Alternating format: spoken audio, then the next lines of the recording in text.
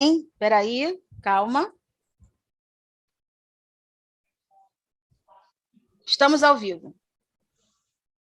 Boa tarde aos nossos ouvintes e telespectadores. Estamos aqui na Taba TV, no programa Falou e Disse. Eu e a Ágata, que eu chamo de que é Ágata Cristi, mas ela é Ágata Amaral, para entrevistar a nossa querida Luciana Boatê, a novíssima vereadora do Rio de Janeiro, da cidade do Rio de Janeiro. Boa tarde, Luciana, seja bem-vinda. Boa tarde, Helena, boa tarde, Ágata, todos que nos assistem, prazer estar aqui com vocês. Pois é, olha só, exatamente há um ano atrás, você foi entrevistada também por mim, né? Mas ainda não estava na Câmara dos Vereadores, e por isso que eu privilegiei você de todas as mulheres, porque nós estamos fazendo uma homenagem, já começamos a fazer uma homenagem às mulheres, que nas vésperas do Dia Internacional, mas tem um mês todo, né? As mulheres merecem um mês, pelo menos. Então, exatamente porque você entrou na Câmara dos Vereadores e a gente tem muita coisa para falar. Eu queria passar a palavra para a Ágata, que está agora comigo no programa. Nós nem fizemos ainda uma live especial, eu e ela, para vocês conhecerem melhor a minha co-partícipe aqui do programa, Falou e Disse. Ágata, pode aparecer e dizer, e fazer a primeira pergunta e falar com a Luciana. Boa tarde, Helena. Boa tarde, Luciana. Prazer imenso estar aqui com essas duas mulheres maravilhosas nesse espaço. Fico muito feliz de estar integrando aqui a equipe da Helena, me convidar, né, para a gente fazer essas entrevistas. E a Luciana é uma pessoa que eu acompanho a trajetória há bastante tempo, tenho grande admiração, também sou militante do PSOL, atualmente trabalho aqui na Câmara de Vereadores de Niterói, sou assessora parlamentar do professor Túlio, então estamos aí nas mesmas trincheiras. A Luciana tem uma trajetória como professora, advogada criminalista, pesquisadora, ativista de direitos humanos, e eu me lembro, em 2016, na época eu trabalhava no município do Rio de Janeiro, né, na rede municipal, como professora, sou pedagoga, e eu me engajei fortemente, né, no Rio de Janeiro. Na época, eu, apesar de morar em Niterói, trabalhava na cidade do Rio, na campanha da Luciana e do Marcelo, na época, candidatura a prefeito e coprefeita, e comecei a me aprofundar, né, na trajetória da Luciana naquela época. Eu também sou uma mulher ativista antiproibicionista, então tinha muito pouca referência de mulheres assim engajadas fortemente nessa pauta. A Luciana é uma referência para mim nesse sentido. E queria perguntar para a Luciana o que motivou ela a entrar para a política. Claro que a nossa vida é política, ser advogada é um ato político, mas a política institucional partidária, né? Vamos dizer assim, a campanha, né, legislativa e tudo. O que te motivou e quando foi isso? Como é que foi esse movimento? Obrigada aí pela pergunta, importantíssimo. A gente está aqui nesse mês de março, né, falando aqui sobre o nosso mês, falando sobre mulheres na política. Eu acho que essa sua pergunta é muito importante, porque a gente vive uma realidade na política, e eu chego assim na política institucional vindo de um coletivo que eu construía, que chamava Partida, que era justamente um grupo de mulheres que se reuniu para pensar como poderíamos ampliar a participação de mulheres na política, né? E justamente nesse ano, né, esse ano de 2016, a gente começou em 2015, no ano de 2016 foi um ano do golpe contra a ex-presidenta Dilma, e isso nos afetou muito, e eu decido, então, me filiar ao PSOL, porque eu era próxima do PSOL, mas não era filiada ainda. Isso me desafiou, e eu decidi, então, me filiar ao PSOL logo depois daquela primeira decisão que afastou a Dilma, que foi um absurdo. Vocês devem lembrar daquela votação que citaram o Ustra, e que foi muito violenta, né? Eu, na época, também até escrevi um textinho que era sobre a misoginia na política, né? A gente nem falava ainda em propriamente violência de gênero, naquele momento estava. Então, eu decido me filiar para construir o partido, e surgiu esse convite logo depois para compor a chapa, que a gente se assumiu como co-prefeita, né, e não como vice, que também tem essa problematização necessária de entender também que as mulheres na política não podem ser subalternas, né, não podem ser tokens, ou, né, um mero simbolismo sem ter uma participação efetiva na política. Em especial, num cenário que eu acho que hoje a gente conseguiu avançar, né, mas nós ainda temos uma subrepresentação de mulheres na política muito grande. As mulheres são a maioria da população, mas nós não temos o mesmo percentual, né, de representatividade na política que temos na população em geral. Então, foi a partir daí. E aí não me afastei mais, né? Fui candidata a deputada federal em 2018, fiquei como primeira suplente. Depois, em 2020, fui candidata a vereadora, também fiquei como primeira suplente. E, finalmente, né, bati na trave por 100 votos, não sei se vocês sabem disso, eu não fui eleita logo em 2020 por 100 votos, no universo de mais de 9 mil. E aí, com a eleição, né, de 2022, aí, com o Chico e Tarcísio sendo eleitos federais, eu e Mônica Cunha ingressamos como suplentes aqui na Câmara Municipal, e eu estou muito feliz de estar hoje com uma bancada aqui no PSOL de maioria de mulheres, que já é uma inversão daquela... Né, quando a gente sonhava lá em 2015, falava sobre mulheres na política, eu jamais imaginei que eu fosse estar aqui em 2023 vereadora, numa bancada, né, de 7 vereadores do PSOL, que a maioria é de mulheres, somos eu, Mônica Cunha, Mônica Benício e Thaís Ferreira, e uma bancada liderada por uma mulher, que é a Mônica Benício. Nossa liderança parlamentar aqui é a Mônica Benício, ela representa o partido nas votações, encaminha votações. Então, isso, para mim, é um exemplo de uma luta que a gente tem conseguido avançar. Embora, eu acho que é importante se diga também, ainda não temos o percentual de representação que deveríamos ter. Então, é uma luta que continua, e a gente espera estar na política hoje, poder também incentivar e apoiar outras mulheres a estarem ocupando esse espaço. No mês de março é muito importante a gente falar sobre isso. Maravilha, Luciana. O pessoal na contramão, né, do contexto geral da Câmara, que, se não me engano, é 7-51, a quantidade de mulher e de homem, enquanto a bancada do PSOL é liderada aí de maioria de mulheres, né? É isso. Você tem hoje também a maior bancada de esquerda aqui na Câmara, mas ainda assim é insuficiente. Já crescemos nesses últimos anos, mas é insuficiente para percentual. Ô, Luciana, olha, eu quero trazer aqui uma inquietação minha, muito pessoal, mas eu acho que eu vou fazer a pergunta para a pessoa certa, porque você vem da cátedra, né, da escola, essa parte jurídica, e agora entra na política, então você já tem uma certa, né, vamos colocar entre aspas, uma certa intimidade com o poder. Então, esse poder, eu fico me perguntando, né, porque hoje há uma briga por esse poder, assim, que eu acho que quase que há uma medição de forças. Então, quem manda mais, quem manda menos, quem controla mais, quem controla menos. E eu fico me perguntando, afinal, como é que essa democracia vai poder ter uma expressão verdadeira em função dessa briga de foice desses poderes todos? Tem o clássico poder dos 3 poderes, mas não fica aí, né? Você tem o poder das Forças Armadas, você tem o poder agora das milícias, você tem o poder da mídia, aquela mídia hegemônica, né? Chamada hegemônica.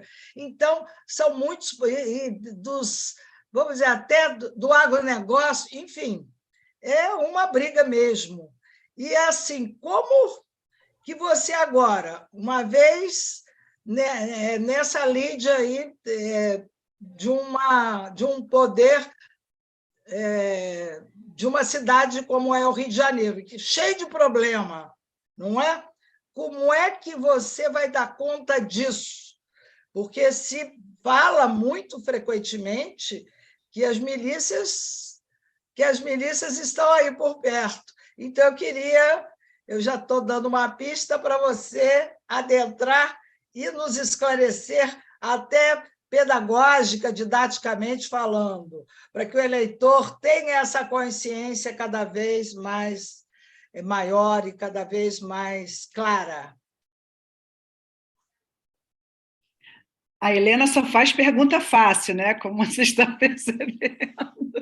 Mas, não, é porque é muito difícil para mim até fazer a pergunta. Não, vamos lá, vou tentar. Bom, a gente está vivendo, né? Eu acho que, historicamente, a gente ainda não chegou à plenitude da nossa democracia. A gente tem que entender os limites de uma democracia formal, ainda estável, né? Muito instável. Eu acho que esses últimos acontecimentos do governo Bolsonaro ainda mostrou como a nossa democracia, uma democracia jovem e ainda não está materializada, né, numa perspectiva de concretização, né, da participação política das maiorias, né, as mulheres são maioria, não estão representadas, negros e negras são a maioria no país, não estão representados, a gente sabe que ainda são os antigos donos do poder, né, e a classe dominante que controla a vida política institucional no país. Né? Mas a democracia também ela não se faz só na política institucional, ela se faz também na toda a articulação dos movimentos, nas lutas, nas ruas, nas lutas cotidianas. Por outro lado, a gente sabe também, em especial, eu acho que o Rio de Janeiro é um exemplo disso, nós vivemos num país com a maior desigualdade social do mundo e numa cidade de muitos contrastes. E o grande desafio é você conseguir que a política pública chegue a todas as pessoas. Né? A vida política ela acaba sendo, em especial nos territórios mais vulnerabilizados, essa saída política ela acaba sendo também articulada com base em quem consegue oferecer mais serviços para a população, uma vez que a política pública oficial ela não é democrática, ela não chega a todos. Então, quando a gente fala das filas nos hospitais, quando a gente fala, né, da ausência de professores nas escolas, a gente sabe que a democracia também, para ela ser material, para ela ser real, ela demanda que o poder público esteja a serviço da população, e não para beneficiar as elites, não para beneficiar, né, os donos do poder. Então, o PSOL, dizendo isso, para dizer, o PSOL é um partido que historicamente esteve nesse enfrentamento às milícias, né? As milícias controlam territórios no Rio de Janeiro, e qual é o mecanismo de dominação e de controle desses territórios? É ocupar o lugar do Estado. Então, é a ausência de um Estado, né, efetivo, no Estado que efetiva políticas públicas. O Estado social, é a ausência do Estado social que possibilita, né, o empoderamento dessas milícias, muitas delas formadas, né, por ex-policiais, né, que controlam. O que a milícia faz? A milícia oferece serviços, seja de segurança, né? A milícia começa com esse oferecimento de segurança, seja também, por exemplo, chegada de internet. Nós sabemos como, em certas regiões da cidade, a milícia explora a moradia, né? E a construção civil, inclusive, né? O caso daquela queda daquele prédio, né? Foi um exemplo, na Zona Oeste foi um exemplo disso. Então, assim, nós estamos frequentemente, na nossa cidade do Rio de Janeiro, somos demandados pela população que numa democracia em especial, ela exige que esse Estado seja forte, que esse Estado tenha políticas sociais, né? Porque direitos sociais são direitos também da democracia, não existe democracia sem direitos sociais, e essas disputas do poder, elas também perpassam por eu acredito que a melhor forma de você combater as milícias é você garantir que o Estado chegue a toda a população, em especial a população que vive em territórios, né, onde há muita violência, territórios onde essas políticas públicas não são efetivas.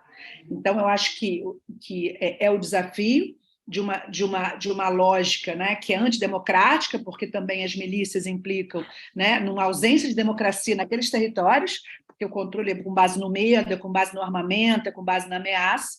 Né? A gente tem notícias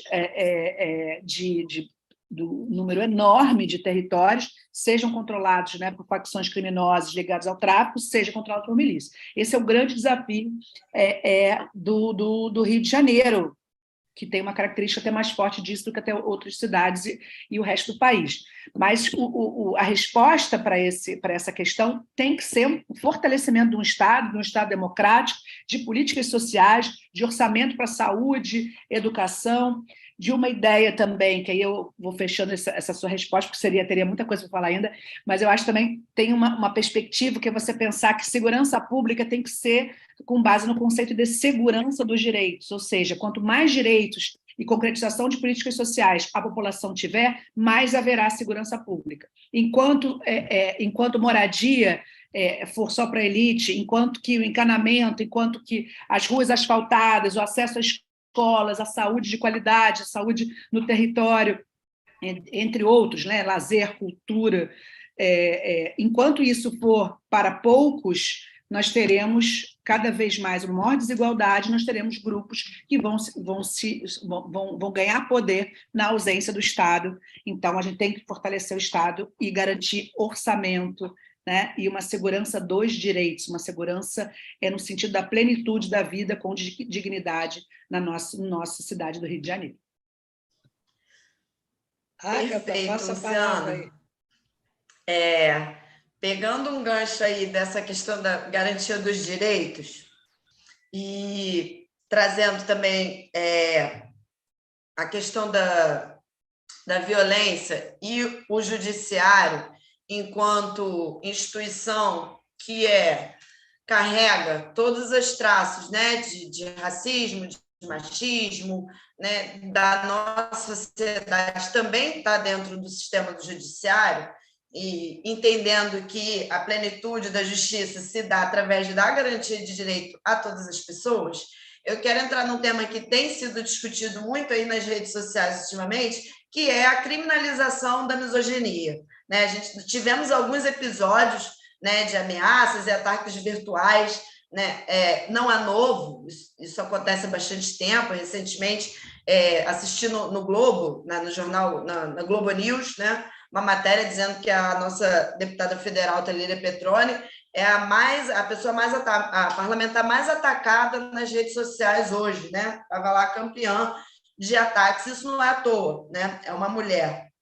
Então, e aí tem se pautado muito também, teve o avanço desses grupos misóginos, né, que se autodenominam Red Pills e outras linhas de pensamento que são associadas à misoginia da extrema-direita, tem ganhado espaço e tem sido criticado na mídia. Tivemos aí recentemente a ameaça da atriz Lívia Lagato, né, por conta de fazer um quadro de humor, enquanto vários homens também fizeram, nenhum deles foi ameaçado. E agora tem-se como resposta um grupo de mulheres defendendo a criminalização da misoginia. E aí eu queria que você falasse um pouco desse assunto, qual a sua posição em relação a isso. Obrigada, Acta, também essencial a tua pergunta. Bom, eu acho que, em primeiro lugar, só para fazer a transição do que eu estava falando antes para essa sua pergunta, a gente tem que dizer também que essas desigualdades, quando elas ocorrem, né, em especial a gente pensar nas desigualdades econômicas, elas vão afetar necessariamente, em maior parte, as mulheres. Nós sabemos, né, que as mulheres, em especial as mulheres negras, são, hoje, boa parte dos chefes de família, né, e que a pobreza tem a cara de uma mulher preta, ou seja, essas desigualdades sociais elas vão afetar sempre com muito mais força, né, as mulheres e as mulheres negras e a população negra também de forma mais geral. E sempre que a gente pensa nessa lógica, né, da desigualdade, em especial em relação ao machismo, à misoginia, a gente vê, exatamente, acho que a Agatha fez a pergunta da forma corretíssima, que se fosse um homem naquela mesma situação, não seria a mesma reação. Então, eu acho que essa reduzida participação de mulheres na política, que a gente mencionou no início, também decorre desse nível de violência política, em especial a partir desse espaço, né, das redes sociais. E a misoginia, e esse caso específico da Lívia, também nos faz refletir sobre o que tem sido essa reação, né, a essa ampliação da visibilidade de mulheres na política e a reação a uma maior participação das mulheres nos espaços de poder em geral. Nós, mulheres, sempre estivemos na luta, mas hoje você conseguiu, depois de muita disputa, né, ganhar uma maior visibilidade.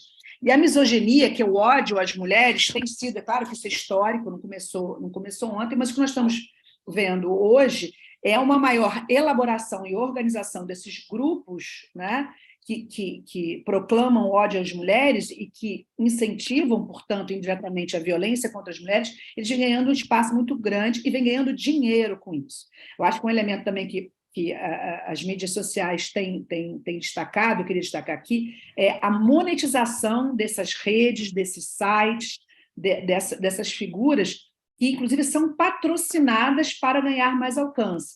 Então, você tem um nível hoje de visibilidade desses homens misóginos, em especial desse, que é o tal que dizia do Campari, né? O discurso dele é a coisa mais violenta que eu já escutei, pois é como se ele negasse toda né, a ampliação dos espaços das mulheres e quisesse fazer com que as mulheres retornassem à submissão, à subordinação, né, de séculos atrás. Então, acima de tudo, é um grande retrocesso. E isso, numa análise, vamos dizer assim, mais da psicologia social, a gente vai ter que até entender, né, que, no fundo, esses homens têm um grande medo das mulheres, é a fragilidade desses homens, né, que não conseguem, né, lidar com, especialmente, essa ampliação do espaço de mulheres. E o discurso vira um discurso de violência. Como combater isso? E esse foi o grande debate que a gente fez nas redes ontem, mais especificamente. Eu, como criminóloga, professora de direito penal, pesquisadora na justiça criminal, a minha reflexão parte sempre do ponto de vista do que são políticas públicas eficazes e o que são políticas públicas que em especial a política, né, criminal, que não dá conta dessa lógica, não dá conta das demandas. Então, esse grupo de mulheres que eu respeito muito, né, que estão propondo aí essa criminalização da misoginia, o foco delas é que o mero discurso ou qualquer pronunciamento desses homens, que a solução para a gente lidar com esses casos de discursos misóginos nas redes seria a criminalização, criar um tipo penal para que aqueles homens possam ser processados e, eventualmente, presos por aquele tipo. E o debate, né, vamos dizer, não vou dizer fraterno, que deveria ser um debate, né, entre nós mulheres, né? Fraterno diz respeito, né, à ideia de homens, né? Mas, enfim, a ideia de um debate entre mulheres, a minha problematização com as companheiras é no sentido de denunciar como funciona o sistema penal e como nós não podemos ter a ilusão do punitivismo como solução para as opressões que as mulheres sofrem. Eu venho debatendo esse tema desde a perspectiva da criminalização do racismo, da criminalização da LGBTfobia. Os movimentos sociais, em geral, possuem um discurso que é legítimo, porque os movimentos sociais têm toda a liberdade de demandar políticas, mas a ponderação que eu faço como uma militante, né, anticomunitivista e antiproibicionista é mostrar o que é o sistema penal e como ele não é capaz de dar essa proteção que algumas mulheres estão buscando nele. O que não significa que a gente vai, né, deixar de combater o feminicídio, não proponho a descriminalização nem do feminicídio, nem da violência contra as mulheres. Mas a minha análise é que, mesmo nesses casos de feminicídio, que são os casos mais graves que você tem, e de violência doméstica, você tem limitações estruturais desse poder judiciário. Por quê? Se alguma mulher que está nos ouvindo aqui agora já tentou fazer um registro na delegacia de mulher, sabe que, inclusive, para chegar a fazer um registro é uma luta. Nós recebemos mulheres aqui no gabinete, estamos assim com esse atendimento a mulheres. Muitas vezes o que as mulheres buscam aqui de uma ajuda nossa é para conseguir registrar na delegacia da mulher uma agressão que ela sofre. Nós sabemos como vítimas de estupro são tratadas no fórum. A culpa não é do homem, a culpa é da roupa, do tamanho da saia que aquela mulher está usando, fora acusações que a mulher vai mentir para prejudicar o pobre do homem que não fez nada.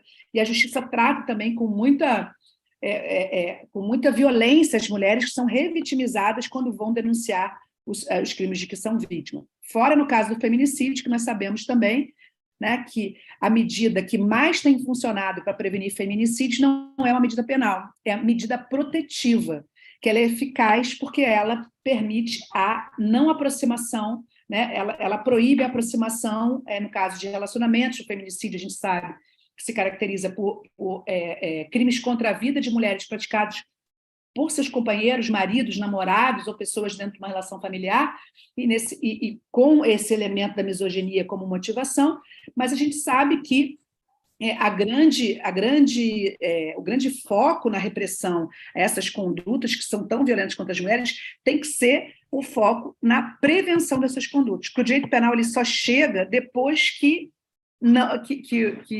um crime aconteceu. Ou seja, você não previne nenhuma conduta com direito penal. O fato de você colocar numa lei que a misoginia vai ser crime não vai fazer com que aquele cara pense 2 vezes antes de se pronunciar na internet, até porque ele pode, inclusive, argumentar a liberdade de expressão, que é um debate longuíssimo, que a gente se viu também com esse debate ao longo do governo Bolsonaro. Então, tecnicamente, é uma criminalização difícil e, na prática, a minha ponderação é que isso não vai funcionar. Então, o meu apelo é uma reflexão, e eu, como feminista, dentro do movimento feminista, faço esse debate há muitos anos, é a gente pensar para fora daquela lógica punitivista, pois o sistema penal ele é seletivo, ele é classista, ele é racista, ele é machista. Nós temos a maioria da população presa por tráfico de drogas e crimes patrimoniais de jovens negros e pobres. A polícia mata jovens negros e pobres todo dia. Não vai ser essa polícia, não vai ser essa justiça que vai nos proteger a nós mulheres. Nós precisamos instrumentalizar o poder de justiça para que, de alguma forma, se contenha esse nível de criminalidade, mas utilizar a justiça, na minha avaliação, significa muito mais investir em medidas de prevenção do que propriamente em propor a mera repressão. E aí, concluindo, especificamente na questão dos discursos de ódio, na minha avaliação, tem que ser controle das redes, tem que ser multa pesada e tem que ser responsabilização civil, além da desmonetização, que são instrumentos que o próprio Poder Executivo pode tomar, né, os órgãos de controle podem tomar, para evitar que esses homens tenham esse alcance que eles têm hoje para um discurso como esse. E não vai ser o direito penal nem a justiça criminal que vai resolver isso, muitas vezes vai ser o direito administrativo, vai ser o direito civil. Então, como feminista também abolicionista penal que sou, o meu pensamento é para sair da caixinha do sistema penal, pois ele não nos protege. Ao contrário, ele serve para proteger as elites, para proteger os homens brancos, cis héteros. Nós sabemos também que a população trans, apesar de ter sido criminalizada pelo STF, né, a população trans não está mais protegida desde que isso foi considerado crime pelo STF. Então, o desafio é a mudança da política, é a disputa mesmo da prevenção e da proteção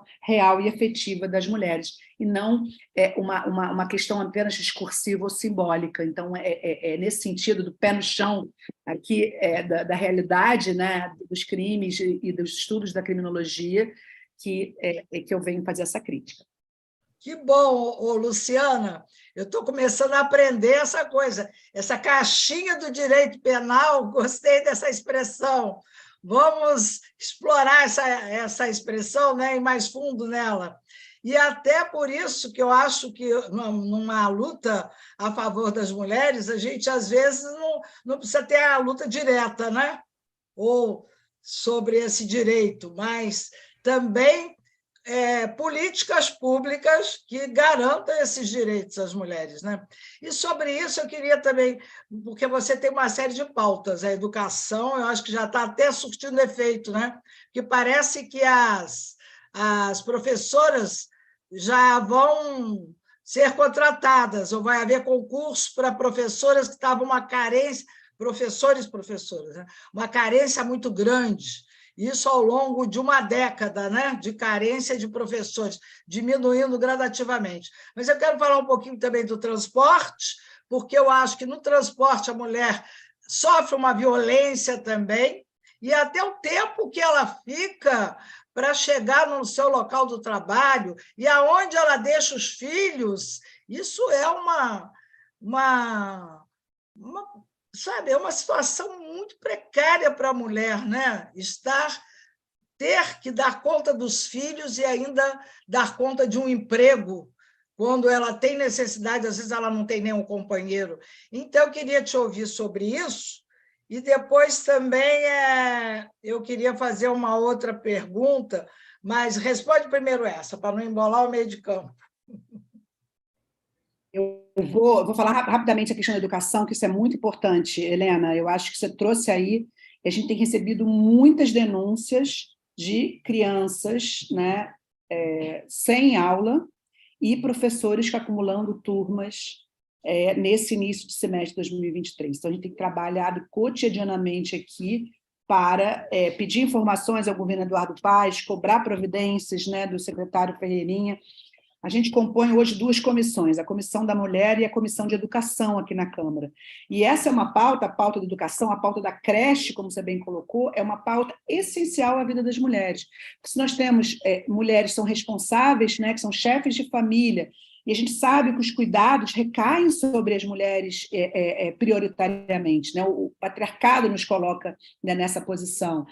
E, nesse sentido, um enfraquecimento dessa política de contratação de professores, de garantia de salas de aula e de calendário regular nas escolas, isso vai afetar as crianças, os jovens e também essas mulheres.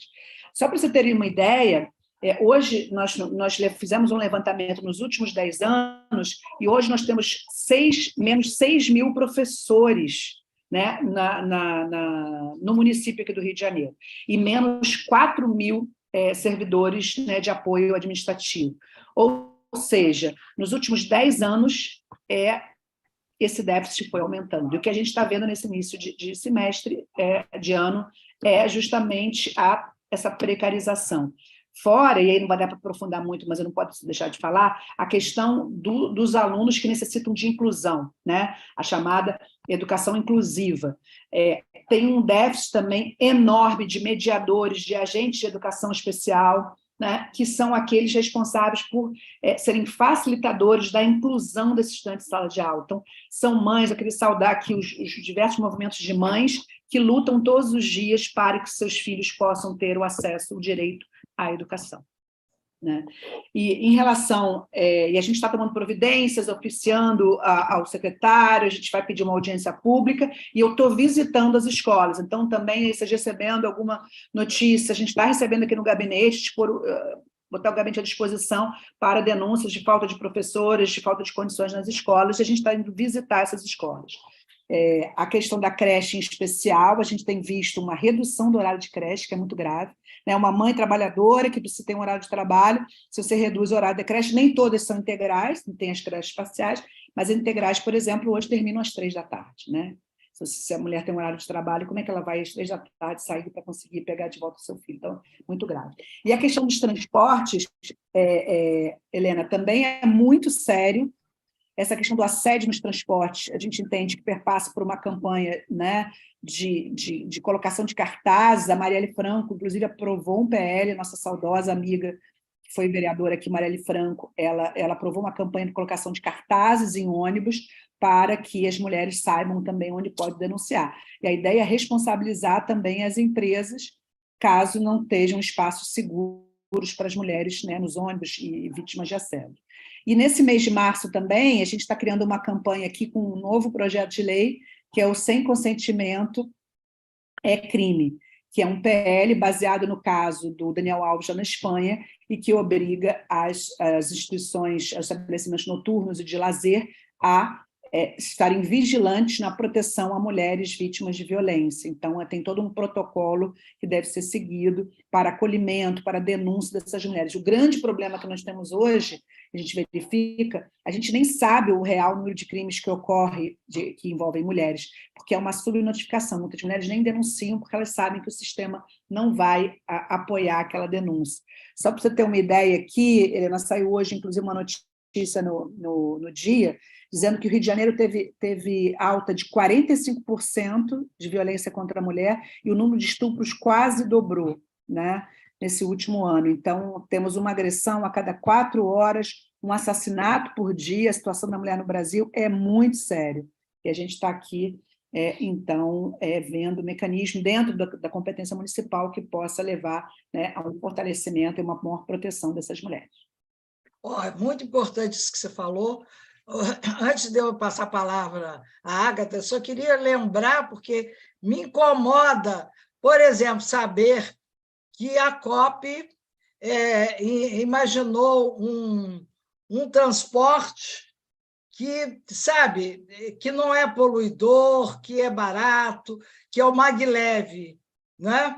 E que tem todo um projeto que está lá engavetado, e que ia favorecer muito se esse sistema pudesse ser implantado e ninguém fala nisso, só para dar essa contribuiçãozinha. Quem sabe se uma vereadora aí como essa nossa agora pode trazer à cena um maglev. Mas passa a palavra para a Ágata. Então, é muito importante tudo que foi debatido aqui. Tem uma transversalidade. Atualmente, eu trabalho no município de Niterói. Eu trabalhei muito tempo como professora de apoio especializado, né, tocando essa pauta da inclusão atualmente aqui na Câmara, na Comissão dos Direitos das Pessoas com Deficiência e junto na Comissão de Educação, assessorando, né, o vereador professor Túlio, que eu trabalho. E a gente está com um caso gravíssimo de capacitismo aqui, assim como em outros municípios do estado, né? Infelizmente, a gente tem uma lei brasileira de inclusão que garante a inclusão escolar, mas que não é efetivada na prática. Então, hoje, a gente tem aqui no município de Niterói uma série de estudantes sendo impedidos de estar na sala de aula no horário pleno, e aí a Luciana falou dos estudantes que estão sendo obrigados a sair mais cedo. Aqui em Niterói, a gente ainda tem um horário e estudantes que são da inclusão têm que chegar depois e sair antes. Então, é um crime de capacitismo muito grave. Então, a gente tem que estar sempre nessa luta aí, denunciar e lembrar. Eu faço parte do movimento, o Movimento Inclusão na Educação, é um movimento de mulheres, né? São as mulheres que estão adoecendo porque seus filhos não estão podendo ficar na escola, são as mulheres, sobretudo as que não têm rede de apoio, que largam seus empregos para poder dar conta dessa ausência do Estado em garantir esse direito, que é a educação. E aí, Luciana, vou trazer um pouco a questão da pauta antiproibicionista, e assim, eu não poderia estar na oportunidade de estar com você e não trazer esse tema, que é uma pauta, vamos dizer assim, mais nacionalizada, uma pauta mais nacional, mas que hoje a gente também está vendo alguns avanços em instância municipal. Por exemplo, Búzios, aqui no Rio de Janeiro, e outras cidades pelo Brasil.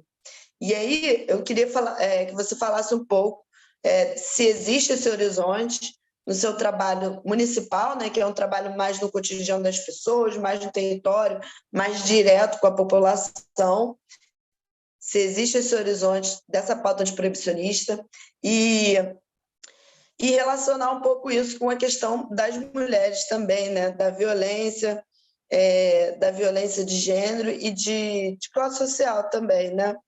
É isso. Então, eu acho que a gente tem aqui, e está acontecendo hoje, saiu até numa notícia no jornal também, das iniciativas também nessa área da saúde, em especial, né, do acesso à saúde, que também é uma pauta municipal, em relação a cannabis. A gente está aqui, a gente representou um projeto de lei do ex-vereador Renato Cinco e do vereador Paulo Pinheiro, que não está aqui na casa, de criar o Dia da Maconha Medicinal no município do Rio de Janeiro. Que é uma proposta de você poder ter esse debate sobre os usos, né, medicinais da cannabis, ou seja, para além de uma proibição, de uma lei federal que traz toda uma perspectiva repressiva, o fato é que esse proibicionismo nos últimos anos impediu que fossem realizadas pesquisas e que se fosse concretizado esse acesso a inúmeras finalidades. E eu vou dizer aqui também por que isso é uma questão de mulheres. Não sei se vocês acompanham, mas nós temos assim, um movimento de mães muito importante, muitas delas são mães também que se articulam nos movimentos, né, pela inclusão, são mães de crianças, né, com necessidades especiais, com deficiência, que demandam o uso, né, da maconha medicinal ou da cannabis medicinal. Então, desde crianças que têm epilepsia refratária, aquela que não tem tratamento, que os remédios são um remédio tarja preta muito forte, e conseguem, com o uso do óleo de cannabis, elas conseguem reduzir de 60 convulsões por dia para uma ou até mesmo nenhuma convulsão. A gente sabe também como as mães, né, de crianças com deficiência, como elas são demandadas e como ficam sobrecarregadas. Então, a gente quer que o município do Rio de Janeiro tenha esse dia 27 de novembro como dia de debate sobre maconha medicinal. A gente está num debate meio acirrado, que vocês podem imaginar, né, que nem todos os vereadores concordam, nós temos também que é a vereadora Luciana Novaes, do PT, que é uma pessoa cadeirante, né, com deficiência, que é uma grande lutadora também. A gente acha também que essa luta contra o capacitismo ela é essencial em várias pautas e intersecciona, como bem colocou a Ágata aqui. Então, a gente quer formular isso. E, em relação às questões mesmo do município, a gente está trabalhando com várias... que é uma competência limitada, né, e territorializada, como você bem colocou. Então, o que a gente está procurando fazer também é ter um especial olhar para a questão da saúde das mulheres, para as maternidades, para o acesso ao aborto legal também, que são pautas da saúde que também estão aqui no nosso radar, que a gente quer acompanhar. Em especial, a gente sabe que não é nem na pauta da cannabis, nem na pauta do aborto, a gente vai legalizar nada aqui no município do Rio de Janeiro, mas a gente quer também retirar o tabu e promover a discussão. E no caso do aborto, é a questão do aborto legal, já previsto em lei desde a década de 80, e que recentemente também ganhou uma certa maior visibilidade com casos de crianças vítimas de estupro. Né? Nós sabemos, né, que o índice é muito alto de crianças, né, com menos de 14 anos que são violentadas e que muitas delas, a maior parte delas, eu diria, não tem acesso ao aborto legal. Então, a gravidez nessas crianças, nessas meninas, muitas vezes é uma gravidez de risco também, então a gente quer estar atenta aí para se os serviços estão funcionando adequadamente no que já está previsto em lei. Luciana, a gente já falou sobre segurança, né? Mas me inquieta muito verificar o aumento da população de rua na cidade, né?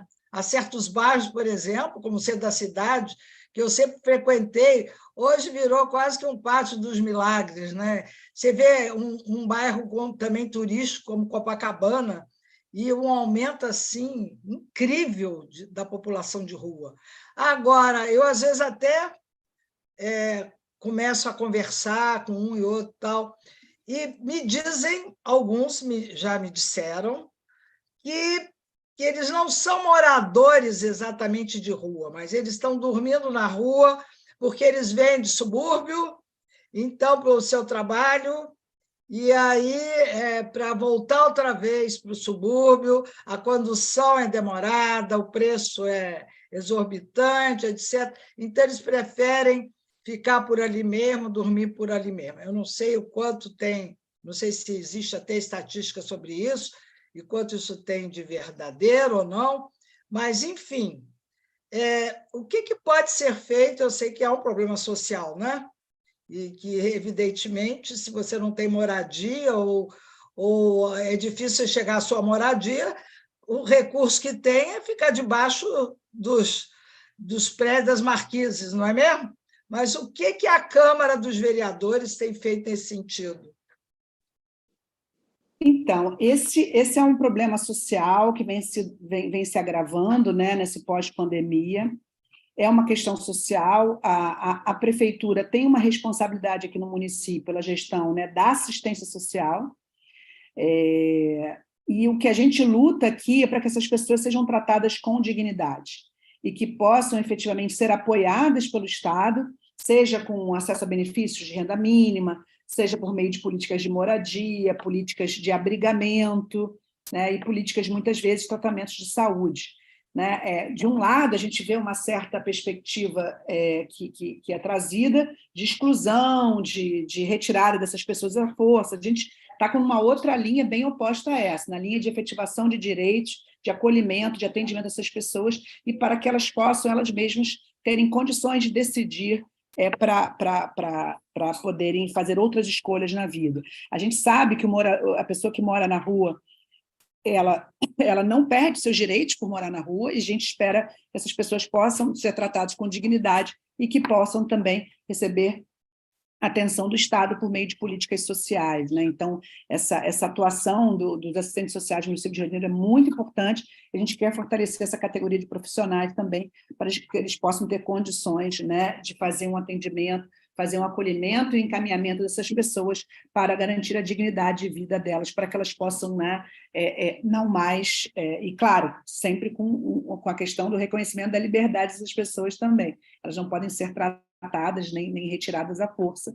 Agora, o que se está fazendo hoje é cobrar dos órgãos especializados que esse atendimento seja feito com dignidade e que se possa tratar a questão social, que é essa da pessoa que mora na rua. Uma das questões, por exemplo, seria você trabalhar o direito à moradia, né, e garantir aluguel social, o direito à moradia para essas pessoas, e também a questão do transporte. A gente sabe, você mesma colocou, Helena, muitas dessas pessoas preferem dormir na rua, eles têm até trabalho, né? A questão do desemprego afeta boa parte da população, mas tem outra população que tem trabalho, mas que demora tanto para voltar para casa e o custo é tão alto do transporte que para ela é mais jogo dormir aqui nas ruas do centro da cidade. Então, a prefeitura precisa estar atenta a isso, a gente está aqui nessa cobrança, em especial, né, na proteção dessas pessoas, e tanto as crianças também, mulheres, que também compõem essa população que vive nas ruas. Ágata. Excelente. Bom, vamos encaminhando aí para o término da nossa entrevista. Considerações finais. Quero agradecer imensamente aqui a Helena e a Luciana por esse espaço, duas mulheres que eu admiro bastante. A Luciana, me identifico muito por ser uma mulher de cabelos cacheados, professora antiproibicionista, que assim como eu também escolheu não ter filhos. A Helena é uma grande companheira, né, na diferentes pautas aí, meio ambiente, questão fiscal, economia justa. Então, fico muito feliz de ter esse espaço. Estaremos juntas lá no dia 8 de março, no centro do Rio, num grande ato, e seguimos aí na luta. Beleza? Gostei bastante desse projeto de lei do Dia da Maconha Medicinal. Vou, inclusive, agora mesmo ver se já tem, se não tiver, para a gente apresentar aqui em Niterói. Gratidão imensa e até mais. Olha só, antes de encerrar o programa, a Lili Brum está dando parabéns à vereadora Luciana. Que bom termos uma mulher e feminista, antirracista, fortalecendo a bancada do campo democrático na Câmara Legislativa do município do Rio. Ganham as mulheres, mas também toda a população carioca, com as pautas que você leva para essa Casa Legislativa. Agradeço muito a Lili, né? Ótimo. Obrigada, Lili, obrigada, Helena, obrigada, Ágata, um grande prazer estar aqui com vocês. Espero voltar outras vezes e vamos seguir com essa chamada, né, para o dia 8, aqui no Rio de Janeiro, a partir das 16 horas, a concentração aqui na Candelária, vamos sair em marcha, né, nesse dia tão importante de luta das mulheres trabalhadoras. Obrigada. Valeu muito, Luciana. Foi um prazer muito grande. O prazer foi meu. Obrigada. Tchau, tchau.